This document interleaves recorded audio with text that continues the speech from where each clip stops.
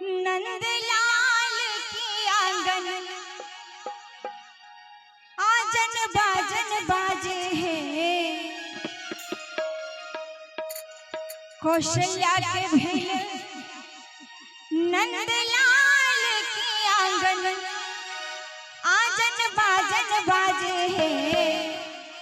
हे राजा दशरथ, हे राजा दशरथ, अन्न धन लुटावत देखत मन भावन लागे हैं। हे राजा दशरथ, अन्न धन लुटावत देखत मन भावन लागे हैं।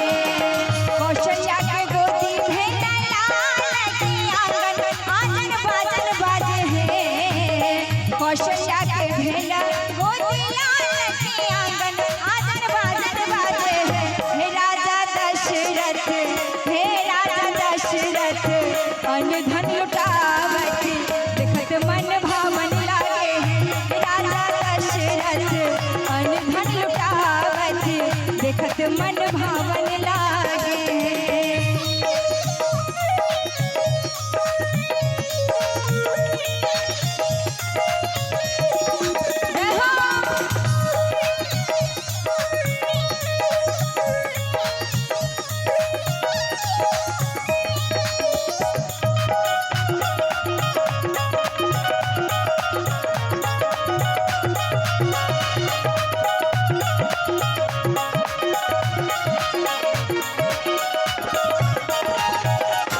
कौशल्या के घर एलखिन अवध रघुरैया।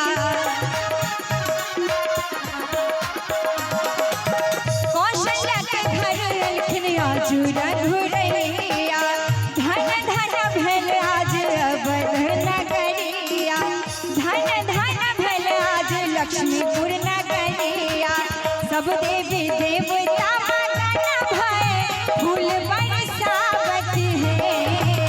सब देवी देवता मगन भय फूल बरसावत है।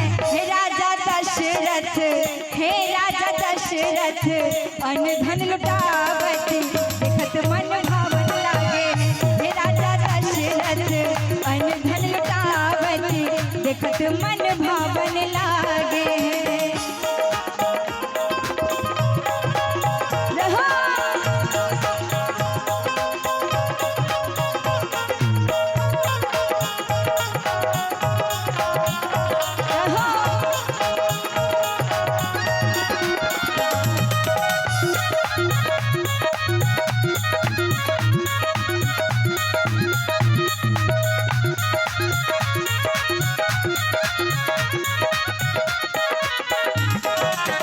रानी कौशल्या पलना झुलावती।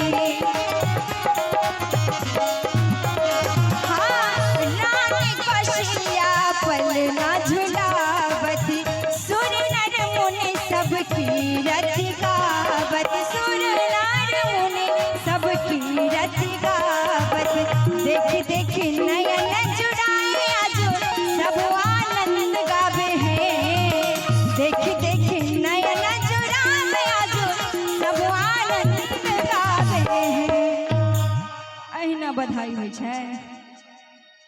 बिसरि गेलियै ताली होइ छै।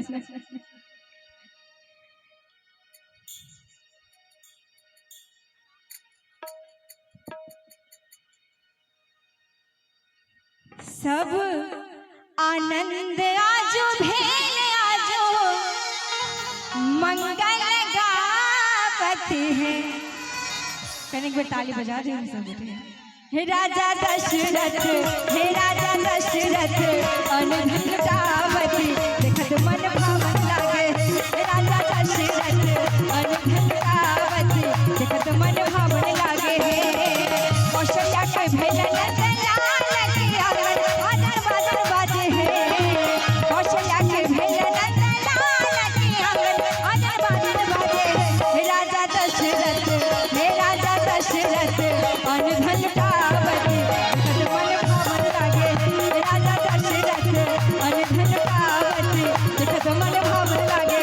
हे राजा दशरथ, अन्न धन लुटावत देखत मन भावन लागे। हे राजा दशरथ, अन्न धन लुटावत देखत मन भावन लागे। हे राजा दशरथ अनधन गावत देखत मन भावन